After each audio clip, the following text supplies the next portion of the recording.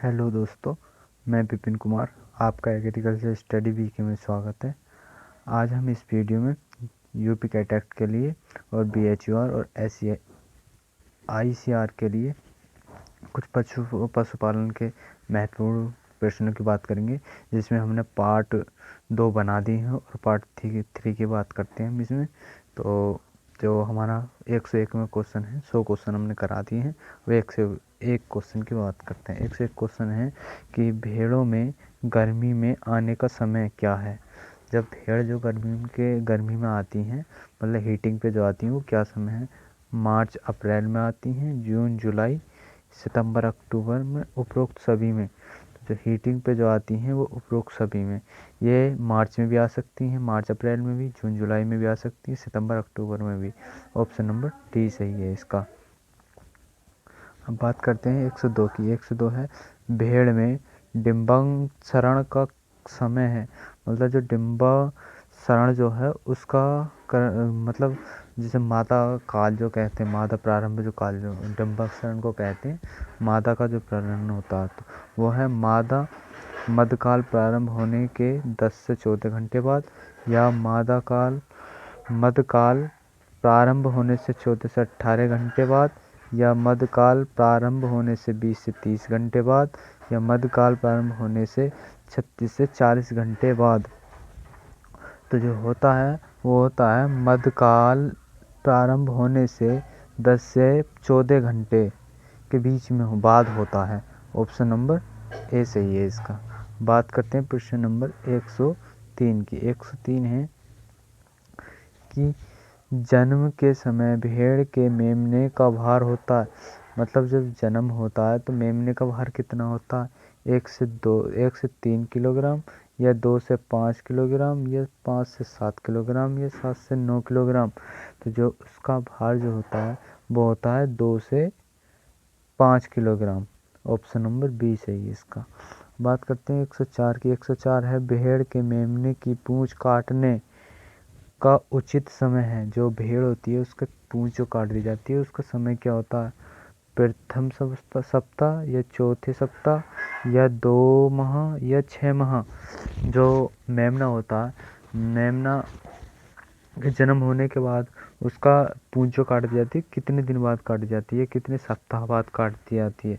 तो वो काट दी जाती है 1 सप्ताह बाद। ऑप्शन नंबर ए सही है इसका। बात करते हैं 105 की। 105 है भेड़ में पूंछ काटना का उद्देश्य है। मतलब जो भेड़ की पूंछ काट दी जाती है उसका उद्देश्य क्या, क्यों काट दी जाती है। रोगों से बचाव के लिए, उनकी सफाई के लिए, या सुंदरता के लिए, या विशेष पहचान के लिए।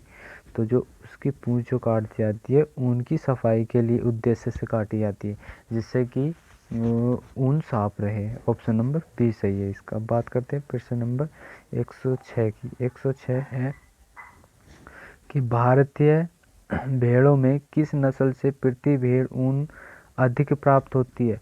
जो मतलब भारतीय भेड़ हैं उनमें कौन सी नस्ल से सबसे ज़्यादा ऊन प्राप्त होती है।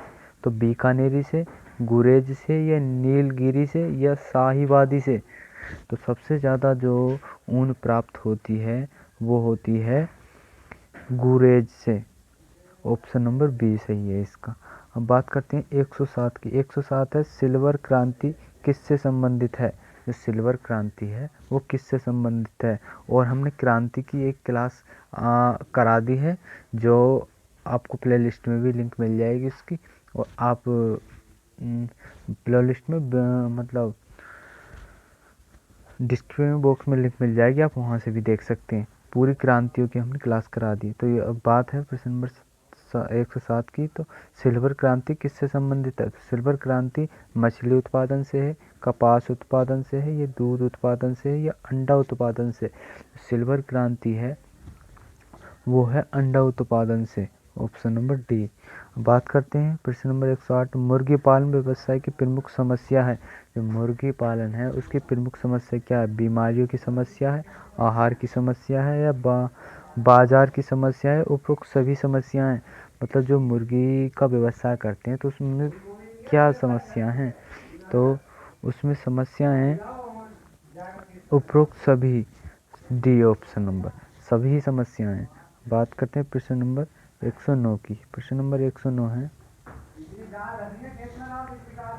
भारतीय के आहार में प्राय किसकी कमी होती है? जो भारतीयों के आहार में प्राय किसकी कमी होती है? कार्बोहाइड्रेट की, वसा की, प्रोटीन की या खनिज पदार्थ की? तो सबसे ज़्यादा जो आहार की कमी होती है वो होती है प्रोटीन की। ऑप्शन नंबर सी, जो आहार में प्राय कमी जो होती है वो प्रोटीन की होती है। अब बात करते हैं 110 की। 110 है, बॉयलर से कितना समय बाद आय प्रारंभ हो जाती है? मतलब जो वायरल मुर्गी जो होती है उससे कितने दिन बाद आय प्राप्त होती है? 8 से 10 सप्ताह बाद, 12 से 14 सप्ताह बाद या 14 से 16 सप्ताह बाद या 16 से 18 सप्ताह बाद? तो उससे जो आय प्राप्त होती है वो होती है 8 से 10 सप्ताह बाद। ऑप्शन नंबर ए। बात करते हैं 111 की। 111 है, मुर्गियों से कितने समय बाद अंडा मिलना प्रारंभ हो जाता? जो मुर्गी जो अंडा मतलब अंडा देती हैं वो कितने समय में देती हैं? 2 से 3 माह में या 4 से 5 माह में, 5 से 6 माह में, 6 से 7 माह में? तो जो मुर्गी अंडा देना प्रारंभ जो करती हैं वो करती हैं 5 से 6 माह में। ऑप्शन नंबर सी सही है इसका। बात करते हैं प्रश्न नंबर 112 की। प्रश्न नंबर 112 है कि अंडे में किस प्रकार की प्रोटीन पाई जाती है? अंडे में किस प्रकार की प्रोटीन पाई जाती है? क्वेश्चन बहुत महत्वपूर्ण प्रश्न है। तो इसमें जो पाई जाती है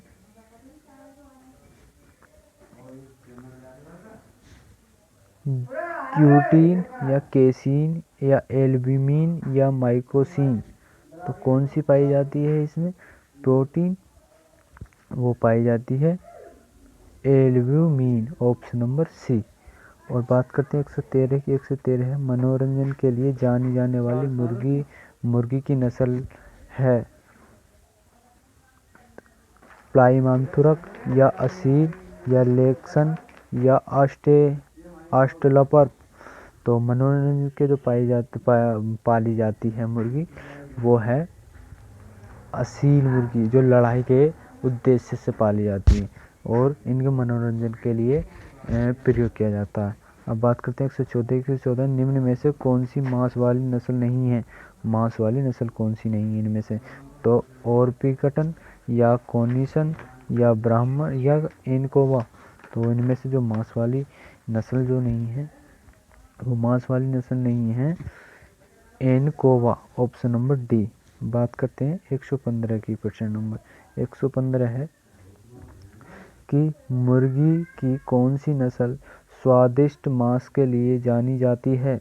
तो घाघस या प्लाइमाउथुरक्स या मिनोरक्का या एनकोवा? तो जो मांस के लिए नहीं मतलब मांस के लिए जानी जाती है, स्वादिष्ट मांस के लिए जो जानी जाती है वो कौन सी जानी जाती है? वो जानी जाती है घाघस। ऑप्शन नंबर ए। बात करते हैं 116 की। 116 है, किस नस्ल की मुर्गियों की त्वचा का रंग पीला होता है? मतलब जो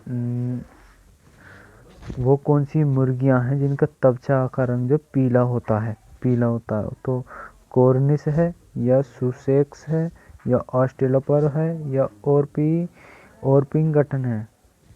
तो जो पीला त्वचा का रंग जो होता है वो होता है कॉर्निश का। ऑप्शन नंबर सी से ए सही है इसका। बात करते हैं प्रश्न नंबर 70 की। प्रश्न नंबर 17 है कि द्विकाजी मुर्गियों का शरीर होता है। जो द्विकाजी मुर्गी होती है उनका शरीर कैसा होता है? आयताकार होता है, गोलाकार होता है या त्रिभुजाकार या बेलनाकार होता है? तो द्विकाजी जो होती हैं उनका होता है आयताकार। ऑप्शन नंबर ए सही है इसका। बात करते हैं 118 की। 118 है, भारतीय मुर्गियों का औसतन वार्षिक अंडा उत्पादन कितना?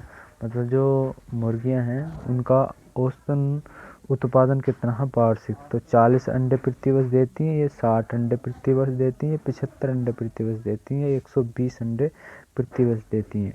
तो वो देती हैं 60 अंडे प्रति वर्ष। Option number B. तो बात करते हैं 19 की। 119 है ब्राइट लेगहॉर्न का औसतन वार्षिक अंडा उत्पादन है 150 अंडे, 200 अंडे या 300 अंडे या 60 अंडे। तो जो ब्राइट लेगहॉर्न का औसतन वार्षिक उत्पादन है वो है 200 अंडे। ऑप्शन नंबर 20 ही है इसका। अब बात करते हैं 120 की। प्रश्न नंबर 120 है अधिक अंडे देने वाली मुर्गी के लक्षण होते हैं। तो पतली होती है, मुलायम होती है, व चिकनी त्वचा वाली होती है, या देर से निर्मचन होती है, या पेट मुलायम व चर्बी रहित होती है। उपरोक्त सभी। तो जो अच्छे अंडे देने वाली मतलब जो सबसे अधिक अंडे देने वाली मुर्गी होती है उसकी जो पहचान होती है वो ये सारी पहचान है। वो पतली मुर्गी, मुलायम व चिकनी त्वचा वाली हो और देर से निर्मचन हो, पेट मुलायम व चर्बी रहित हो। उपरोक्त सभी। ऑप्शन नंबर डी सही है इसका। बात करते हैं 121 की। प्रश्न नंबर। तो ब्रूडिंग अवस्था है जो मुर्गियों में होती है, ब्रूडिंग वो किस अवस्था है? तो वो 4 से 6 सप्ताह बाद, या 10 से 12 सप्ताह बाद, या 12 से 14 सप्ताह बाद, या 14 से 16 सप्ताह बाद। तो जो इसकी ब्रूडिंग होती है 10 से 12 सप्ताह बाद। Option number B. बात करते हैं प्रश्न नंबर 122 की। प्रश्न नंबर 122 है कि ब्रूडर में प्रथम सप्ताह तापमान होना चाहिए। मतलब जब ब्रूडिंग होती है उसका प्रथम सप्ताह का तापमान होना चाहिए 80 फ़ारेनहाइट, 85 फ़ारेनहाइट, 90 फ़ारेनहाइट, 95 फ़ारेनहाइट। तो उसका तापमान जो होना चाहिए वो होना चाहिए 95 फ़ारेनहाइट। Option number D. अब बात करते हैं 123 के। 123 है चूजों में लिंग निर्धारण किया जाता है गुदा विधि द्वारा, या चिक सेक्सिंग मशीन द्वारा, या स्वयं लिंग निर्धारण द्वारा। उपरोक्त सभी। तो मतलब जो चूजे होते हैं उनमें जो लिंग निर्धारण किया जाता है, जो निर्धारण किया जाता वो किस विधि से किया जाता? तो वो किया जाता है उपरोक्त सभी। इन ऑप्शन नंबर डी सही है इसके। गुदा विधि भी और चिक सेक्स मशीन द्वारा भी और स्वयं लिंग निर्धारण द्वारा भी, तीनों ही विधि द्वारा किया जाता है चूजों में। बात करते हैं 124 की। 124 है कि नर चूजों को प्रजनन विहीन करने की क्रिया कहलाती है। मतलब जो नर चूजे होते हैं उनके प्रजनन विहीन की क्रिया क्या कहलाती है? खसरीकरण, या बधियाकरण, या नसबंदी, या विसंक्रमण कहलाती है। तो 124 जो क्वेश्चन है हमारा उसमें जो नर चूजों को किया जाता वो किया जाता खसीकरण। ऑप्शन नंबर ए। बात करते हैं प्रश्न नंबर 125 की। प्रश्न नंबर 125 है कि चूजों की चोंच काटने का उद्देश्य है। मतलब जो चूजों की चोंच जो काटी जाती है उसका उद्देश्य क्या? अंडे की सुरक्षा के लिए काट दी जाती है, या आपसी लड़ाई से बचाव के लिए, ये दाना प्राप्त करने की सुविधा से, या उपरोक्त सभी।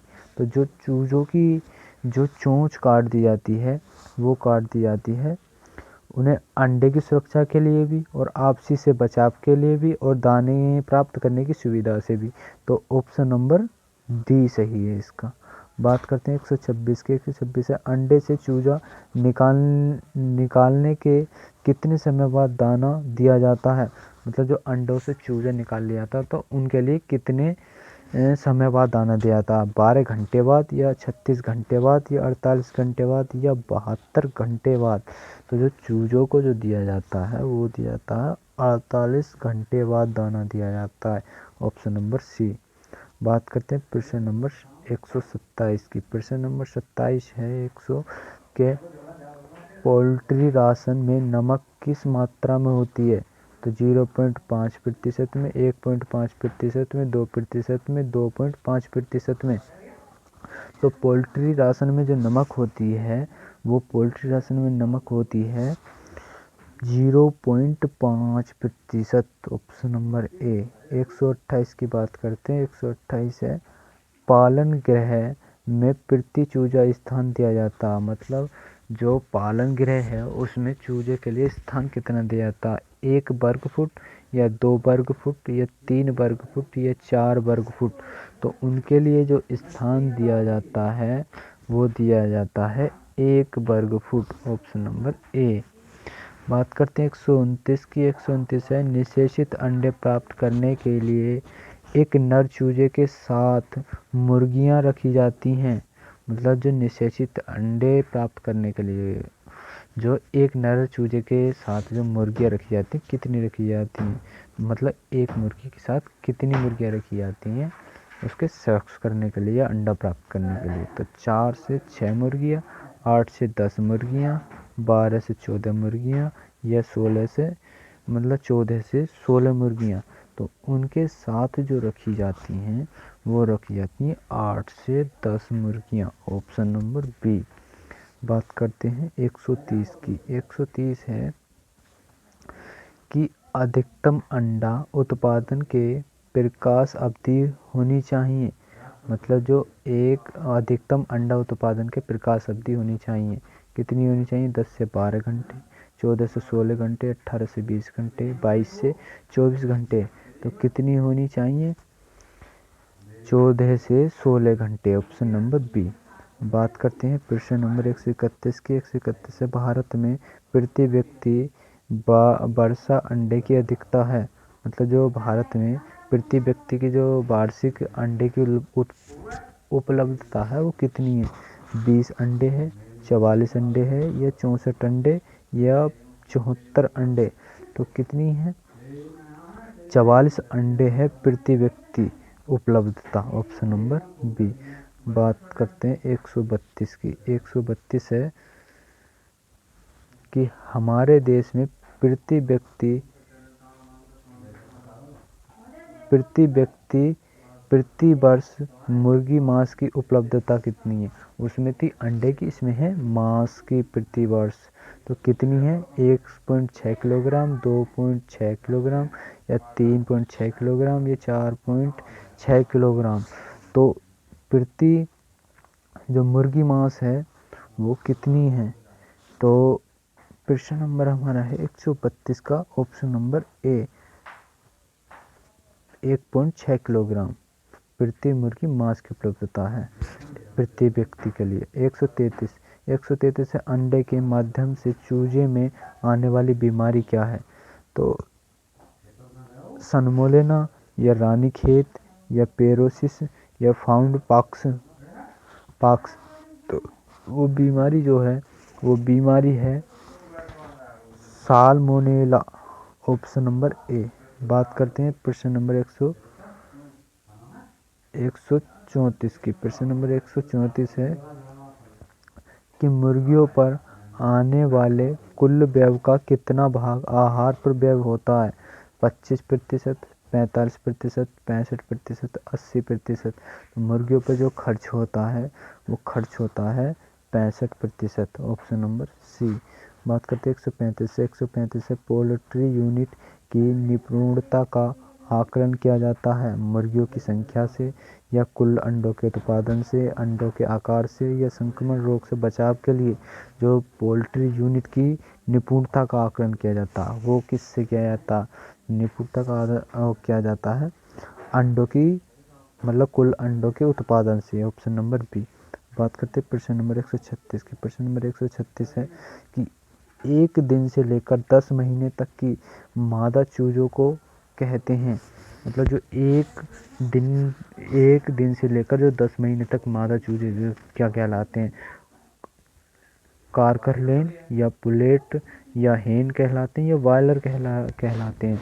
तो जो 1 दिन से लेकर 10 महीने तक जो कहलाते हैं, जो मादा चूजों को कहते हैं वो कहते हैं पुलेट, ऑप्शन नंबर बी। बात करते हैं 137 की। प्रश्न नंबर 137 है कि 9 से 20 सप्ताह की उम्र तक मुर्गियों का रखरखाव कहलाता ब्रूडिंग पीरियड्स या रियल रिंग पीरियड्स या लेइंग पीरियड्स या लेयर ब्रीडिंग। तो 9 से 20 सप्ताह की उम्र तक क्या कहलाता? वो कहलाता है rearing periods, option number B. बात करते हैं 138 के। 138 है, 9 से 20 सप्ताह तक के चूजे को दिए जाने वाला आहार कहलाता ग्रोवर मेश या स्टार्टर मेश या लेयर मेश या बॉयलर फ्लिंस मेश कहलाता है।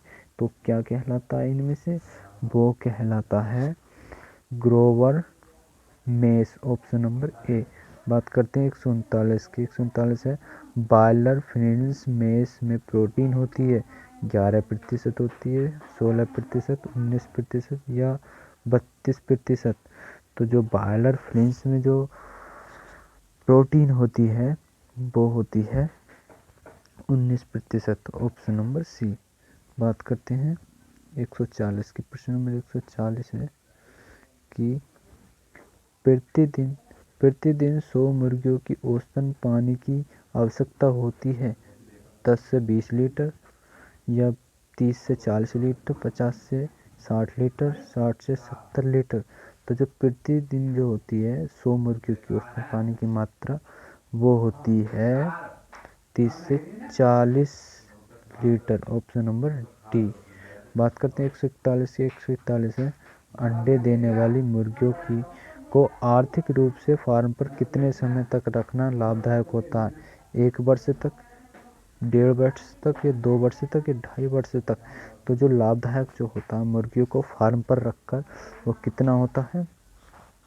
1.5 वर्ष तक, ऑप्शन नंबर बी। बात करते हैं प्रश्न नंबर 142 की। प्रश्न नंबर 142 है कि उत्तर भारत में अंडे देने वाली मुर्गियों के फार्म प्रारंभ करने का उचित समय है।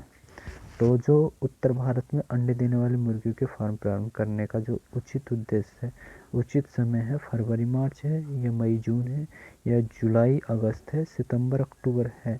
तो जो उचित अंडे देने वाली मुर्गियों के फार्म का प्रारंभ करना जो है उचित वो क्या है? तो वो है फरवरी मार्च में, ऑप्शन नंबर ए। और अगर आपको वीडियो अच्छी लगी हो तो वीडियो को लाइक ज़रूर कर दें, एक लाइक ज़रूर कर दें और लाइक करके नहीं जाएं और वीडियो के अंत तक बने रहें। तो अब बात करते हैं प्रश्न नंबर 143। 143 है 500 लेयर या 1000 बॉयलर के लिए कवर्ड शेड की आवश्यकता होती है। तो 500 वर्ग फुट की या 1000 वर्ग फुट की या 1500 वर्ग फुट की या 2000 वर्ग फुट की? तो 500 लेयर या 1000 बॉयलर के लिए कवर्ड केस की आवश्यकता होती है। तो वो होती है 1000 वर्ग फुट के लिए, ऑप्शन नंबर बी।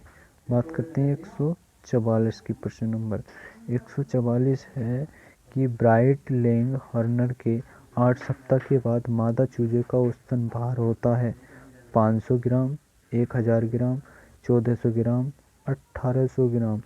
तो जो 8 सप्ताह के बाद मादा चूजे का जो औसतन भार होता है वो होता है 500 ग्राम, ऑप्शन नंबर ए। बात करते हैं 145 की। 145 है मुर्गियों में F1 तथा R2B टीका किस बीमारी से बचाव के लिए लगाया जाता है? मतलब जो या तो F1 या R2B टीका किस बीमारी के बचाव के लिए लगाया जाता है? मेरकस के लिए या रानीखेत के लिए या साल्मोनेला के लिए या फाउल पॉक्स के लिए? तो जो टीका लगाया जाता है वो लगाया जाता है ऑप्शन नंबर बी, रानीखेत के लिए, ऑप्शन नंबर बी। F1 या RB2 टीका लगाया जाता है रानीखेत के बचाव के लिए, क्योंकि ये बीमारी मुर्गियों में बहुत भयंकर बीमारी है।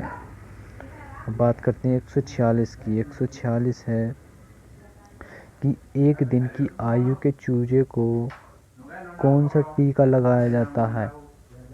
मेरेक्स या R2B या फाउल पॉक्स या बर्ड फ्लू? तो जो एक दिन के चूजे को जो टीका लगाया जाता है वो लगाया जाता है मोरेक्स लगाया जाता है, मोरेक्स, ऑप्शन नंबर ए सही है इसका। बात करते हैं 147। 147 है ब्राइट लेगहॉर्न मुर्गी अंडे पर जाने तक औसतन कितना दाना खा जाती है? मतलब ब्राइट लेगहॉर्न जो मुर्गी है वो अंडे पर जाने तक औसतन दाना कितना खा जाती है? 4 से 5 किलोग्राम या 7 से 8 किलोग्राम, 10 से 11 किलोग्राम या 12 से 13 किलोग्राम? तो वो जो खा जाती है वो खा जाती है 7 से 8 किलोग्राम। Option number D. बात करते हैं 148 की। प्रश्न नंबर 148 है कि एक फीडर्स कितने अंडे देने वाली मुर्गियों के लिए पर्याप्त होता है? 20 मुर्गियों के लिए, 30 मुर्गियों के लिए, 40 मुर्गियों के लिए, 50 मुर्गियों के लिए एक फीडर्स कितने अंडे देने वाली मुर्गियों के लिए पर्याप्त होता है? तो वो होता है 50 मुर्गियों के लिए। Option number D. बात करते हैं प्रश्न नंबर 149 की। प्रश्न नंबर 149 है, प्रश्न नंबर 149 है, अंडे देने वाली प्रति मुर्गी के लिए ट्राइब फीडर में स्थान दिया जाता है। 5 से 7.5 सेंटीमीटर का, 2.5 से 5 सेंटीमीटर का, 10 से 12 सेंटीमीटर का, 15 से 17 सेंटीमीटर का। जो मुर्गी के लिए ट्राफ टाइम फीडर जो दिया जाता है, कितना समय दिया जाता है, स्थान दिया जाता है, मतलब कितना स्थान दिया जाता है, वो दिया जाता है 10 से 12 सेंटीमीटर। Option number 150। एक मुर्गियों को पकड़ने के लिए प्रयोग किया जाता है। कैचिंग ग्रेट या कैचिंग हुक्स या हर्डर या उपरोक्त में से कोई नहीं। मतलब जो एक एक मुर्गी को पकड़ते हैं उसके लिए किसका प्रयोग किया जाता? तो वो किया जाता कैचिंग हुक्स का। Option number B. बात करते हैं प्रश्न नंबर 151। प्रश्न नंबर 151 है, लेइंग ब्रीडर में आर्थिक लाभ के लिए मृत्यु दर की सीमा है। जो लेइंग ब्रीडर होती है उसमें आर्थिक लाभ के लिए जो मृत्यु दर होती है उसकी सीमा कितनी होती है? 15 से प्रतिशत से कम होती है। Option number A. Option number B है 20 से 25% तक होती है। या ऑप्शन नंबर सी है 25 से 30% तक होती है। और ऑप्शन नंबर डी है 30% से अधिक होती है। तो इसका आंसर आपको कमेंट बॉक्स में छापकर बताना है कि कौन सा ऑप्शन है। और आपको वीडियो अच्छी लगी हो तो वीडियो को लाइक करें, और जो हमारे चैनल पर नए हैं वो चैनल को सब्सक्राइब करें, और कमेंट करके ज़रूर बताएं कि वीडियो कैसी लगी। तो हम मिलते हैं अगली वीडियो में, तब तक के लिए बाय।